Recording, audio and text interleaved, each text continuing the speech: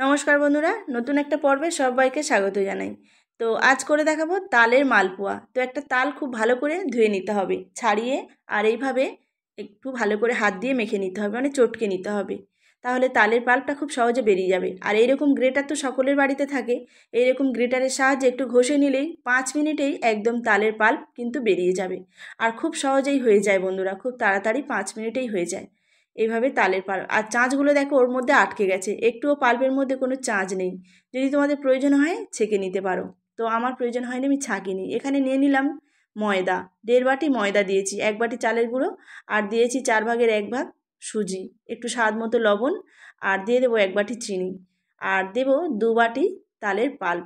খুব ভালো করে এই উপকরণগুলোকে মিশিয়ে নিতে হবে।